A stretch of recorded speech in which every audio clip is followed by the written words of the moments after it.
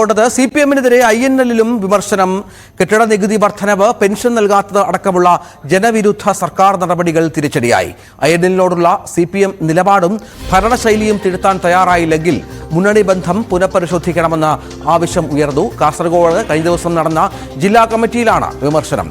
അതൃപ്തി അറിയിച്ച് LDF-ന് കത്ത് നൽകാനും തീരുമാനമായി. KV ബൈജു ചേരുന്നു. ബൈജു, ഘടകകക്ഷികൾ ഒന്നാകെ CPM-നെതിരെയുള്ള വിവിധങ്ങളായ വിമർശനങ്ങളിലാണ്, അസംതൃപ്തികളിലാണ്. INL എന്താണ് ഇപ്പോൾ പറയാനുള്ളത്?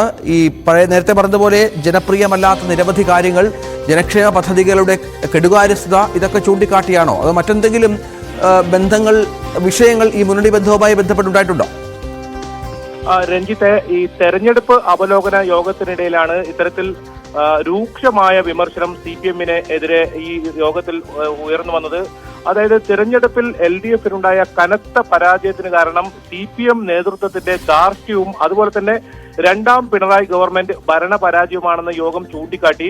പ്രധാനമായും പറയുന്നത് ഒന്നാം പിണറായി സർക്കാരിന്റെ മികച്ച പ്രവർത്തനങ്ങൾ കൊണ്ടാണ് വീണ്ടും അധികാരത്തിലെത്താൻ കഴിഞ്ഞതെങ്കിൽ ഇപ്പോൾ മികച്ച പ്രതിച്ഛായുള്ള എല്ലാവരെയും മാറ്റി നിർത്തി പിണറായി വിജയൻ മാത്രം മുഖ്യമന്ത്രി സ്ഥാനത്തേക്ക് വന്ന് സർക്കാർ രൂപീകരിച്ച് തെറ്റായ നടപടികൾക്കെല്ലാം കൂട്ടുനിൽക്കുന്നു എന്ന വലിയ രൂക്ഷമായൊരു വിമർശനം ഉന്നയിക്കുകയുണ്ടായി. എന്തായാലും ഈ ഘടകകക്ഷി എന്ന നിലയിൽ യാതൊരു പരിഗണനയും മുന്നണിയിൽ ലഭിക്കുന്നില്ല എന്നൊരു ആക്ഷേപം ഉയർന്നു. ആ ഒരു സാഹചര്യത്തിലാണ് തദ്ദേശ സ്വയംഭര തെരഞ്ഞെടുപ്പിന് മുൻപ് തന്നെ ഈ മുന്നണി വിടണമെന്ന ഒരു തീരുമാനത്തിലേക്ക് ഇവർ എത്തിയത്. അത്തരത്തിൽ ഒരു കത്ത് നൽകാനും യോഗത്തിൽ തീരുമാനമുണ്ടായി. മറ്റൊരു പ്രധാനപ്പെട്ട കാര്യം, ഈ കെട്ടിട നികുതി വർദ്ധിപ്പിച്ച സാഹചര്യം, അതുപോലെ തന്നെ സിവിൽ സപ്ലൈ സാധനങ്ങളില്ലാത്തതും പെൻഷൻ കുടിശ്ശിക വരുത്തിയതും ഒപ്പം വൈദ്യുതി നിരക്ക് വർദ്ധിച്ചതുമെല്ലാം ഈ ഇത്തരത്തിൽ ജനദ്രോഹ നടപടികളാണ് ഈ രണ്ടാം പിണറായി സർക്കാർ സ്വീകരിച്ചത്.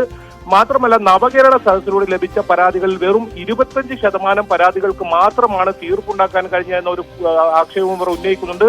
സാധാരണക്കാരെ മറന്ന് പൗരപ്രമുഖരെയും വ്യവസായികളെയും അത്താഴത്തിന് ക്ഷണിച്ച് നടത്തിയ നവകേരള സദസ്സ് ഉദ്ദേശ ലക്ഷ്യത്തിന് പകരം തിരിച്ചടിയായി എന്ന ഒരു വിമർശനം ഉയർന്നു. ഇത്തരത്തിൽ നിരവധി വിമർശനമാണ് സർക്കാരിനെതിരെ ഈ യോഗത്തിൽ ഉയർന്നു വന്നത്. അതുകൊണ്ട് തന്നെ മുന്നണി വിടണമെന്ന ഒരു ശക്തമായ ആവശ്യം എല്ലാവരും ഒറ്റക്കെട്ടായി തന്നെ ഉന്നയിക്കുന്ന ഒരു സാഹചര്യമുണ്ട്. ഏതായാലും ഇതൊക്കെ ചൂണ്ടിക്കാട്ടി ഇടതുമുന്നണിക്ക് അത്തരത്തിലൊരു കത്ത് നൽകാനും ഇപ്പോൾ തീരുമാനിച്ചിട്ടുണ്ട്. രഞ്ജിത്ത്, ഈ മുന്നണി ബന്ധം വിടുക എന്ന തരത്തിൽ ബൈജു അങ്ങനെ ഒരു കടുത്ത തീരുമാനം അല്ലെങ്കിൽ നിലപാടിലേക്ക് പാർട്ടി പോകുന്ന ഏത് പശ്ചാത്തലത്തിലാണ്?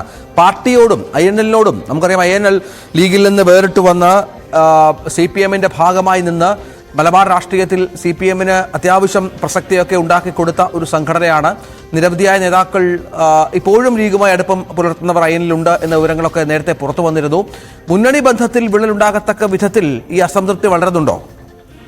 തീർച്ചയായും അതിൽ ഏറ്റവും പ്രധാനം ഘടകകക്ഷി എന്ന നിലയിൽ യാതൊരു പരിഗണനയും INL നൽകുന്നില്ല എന്നതാണ്. ഇങ്ങനെ നാണം വെട്ട് മുന്നണിയിൽ തുടരേണ്ട ആവശ്യമില്ലെന്നും അതുപോലെ തന്നെ അസ്തിത്വം നിലനിർത്താൻ ഒറ്റയ്ക്ക് തദ്ദേശ തെരഞ്ഞെടുപ്പിനെ നേരിടണമെന്ന ഒരു ആവശ്യമാണ് ഇവർ. നമുക്കറിയാം, കാസർഗോഡ് നിയമസഭാ മണ്ഡലത്തിൽ INL-നായിരുന്നു ഈ തരത്തിൽ സീറ്റ് അനുവദിച്ച് നൽകിയിരുന്നത് ഇടതുപക്ഷം. അത്തരത്തിൽ നല്ല ബന്ധമുണ്ടായ ഒരു മുന്നണി. പക്ഷേ ഈ സമീപകാലത്ത് യോഗങ്ങളിൽ പോലും INL-ന്റെ പ്രതിനിധികളെ വിളിക്കുന്നില്ല. ചെറിയ കക്ഷികളെ പോലും ഇത്തരത്തിൽ പരിഗണിക്കുമ്പോൾ INL-നോട് ഈ ഒരു സമീപനം ഉണ്ടാകുന്നത് വലിയ പ്രതിഷേധാർഹമെന്ന് തന്നെയാണ് യോഗത്തിൽ ചൂണ്ടിക്കാട്ടിയത്. ഏതായാലും അഹമ്മദ് ദേവർകോലിനെ LDF യോഗത്തിൽ വിളിച്ചതിനെ പരാതി ഉന്നയിച്ച വഹാബ് പക്ഷത്തോട് അദ്ദേഹത്തെ MLA എന്ന നിലയിലാണ് വിളിക്കുന്നതെന്ന മുടന്തൻ ന്യായമാണ് LDF നേതാക്കൾ നൽകിയെന്ന് ഒക്കെ ഇവർ പറയുകയുണ്ടായി. ഇത്തരത്തിൽ എല്ലാ പ്രതിനിധികളും, അതായത് നേതാക്കൾ, ജില്ലാ നേതാക്കൾ എല്ലാവരും തന്നെ ഇത്തരത്തിൽ ഒറ്റക്കെട്ട ഏകപക്ഷീയമായാണ് ഇത്തരത്തിൽ വിമർശനം ഉന്നയിച്ചത്. അതുകൊണ്ട് തന്നെ ഈ കാര്യത്തിൽ തദ്ദേശ തെരഞ്ഞെടുപ്പിന് മുമ്പ് തന്നെ ഒരു തീരുമാനമുണ്ടാക്കി ഒറ്റയ്ക്ക് മത്സരിക്കുന്ന രീതിയിലേക്കുള്ള കാര്യങ്ങളുമായി മുന്നോട്ട് പോകണം എന്ന ഒരു അഭിപ്രായമാണ് യോഗത്തിൽ ഉയർന്നു വന്നത്. എന്തായാലും ഇതൊക്കെ ചൂണ്ടിക്കാട്ടി ഈ വിശദമായ ഒരു കത്ത് നൽകും. അതിനുശേഷം അടിയന്തരമായി തന്നെ ഈ തീരുമാനം ഉണ്ടാകുമെന്നാണ് നേതാക്കൾ അറിയിച്ചത്. ഏതായാലും പരസ്യമായി പ്രതികരിക്കാൻ നേതാക്കൾ തയ്യാറായില്ലെങ്കിലും അവർ ടെലിഫോണിലൂടെ നമ്മളുമായി ബന്ധപ്പെടുമ്പോൾ ഇത്തരത്തിൽ വലിയ വിമർശനം തന്നെയാണ്, വലിയ അതൃപ്തി തന്നെയാണ് പ്രകടിപ്പിക്കുന്നത്. രഞ്ജിത്ത്, അതാണ് സാഹചര്യം. ഏതായാലും INL-ലും അസംതൃപ്തി പ്രകടിപ്പിക്കുന്നു ഈ തെരഞ്ഞെടുപ്പ് പരാജയത്തിൽ എന്നുള്ളതാണ്. നമുക്ക് ദൃശ്യങ്ങളിലൊക്കെ INL യോഗത്തിന്റെ ദൃശ്യങ്ങളാണ് പ്രേക്ഷകർ കാണുന്നത്. ജനവിരുദ്ധ നടപടികൾ തിരിച്ചടിയായി, ഭരണശൈലി തിരുത്തേണ്ടി വരും എന്നുള്ള മുന്നറിയിപ്പ് കൂടിയുണ്ട്. മുന്നണി ബന്ധം പുനഃപരിശോധിക്കണമെന്നുള്ള ആവശ്യം ഉയരുന്ന സാഹചര്യം കൂടി ഇതിനോട് ചേർത്ത് വായിക്കണം.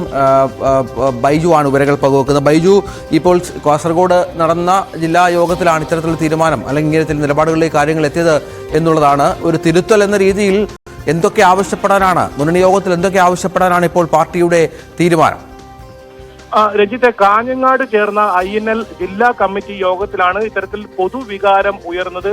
പ്രധാനമായും ഈ ശൈലി മാറ്റം തന്നെയാണ് INL ആവശ്യപ്പെടുന്നത്. മറ്റൊന്ന്, ഘടകകക്ഷി എന്ന നിലയിലുള്ള പരിഗണന തങ്ങൾക്ക് ലഭിക്കണം, അതും അവർ വ്യക്തമാക്കുന്നുണ്ട്. പിന്നീട് ഈ കെട്ടിട നികുതി ഉൾപ്പെടെ വലിയ വില വർദ്ധിപ്പിച്ച നടപടി, ഇതൊക്കെ പുനഃപരിശോധിക്കണമെന്ന ഒരു ആവശ്യവും ഈ യോഗത്തിൽ ഉയർന്നു. ഏതായാലും ജനദ്രോഹ നയങ്ങളാണ് ഇപ്പോൾ ഈ ഇടതുപക്ഷ സർക്കാരിന്റെ നേതൃത്വത്തിൽ നടക്കുന്നതെന്ന ഒരു തുറന്നു പറച്ചിൽ ഇവർ ഈ യോഗത്തിൽ പറയുകയുണ്ടായി.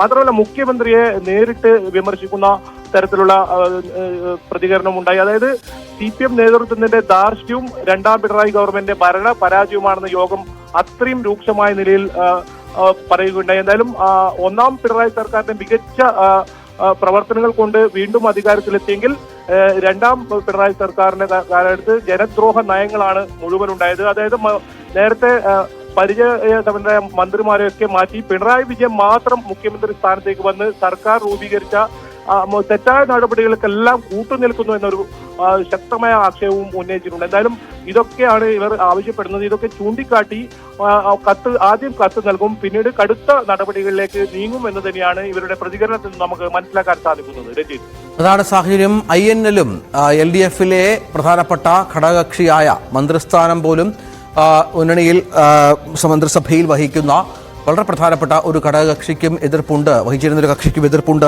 ഇപ്പോഴത്തെ നീക്കങ്ങളുമായി ബന്ധപ്പെട്ട് എന്നുള്ളതാണ്. രണ്ടാം പിണറായി സർക്കാരിൻ്റെ പല തീരുമാനങ്ങളും ജനവിരുദ്ധമാണ്. അവർക്ക് ജനപ്രിയ പദ്ധതികളുമായി ബന്ധപ്പെട്ടുള്ള ഒരു തീരുമാനങ്ങളും കൃത്യമായി ഉണ്ടാകുന്നില്ല എന്നുള്ളതാണ്.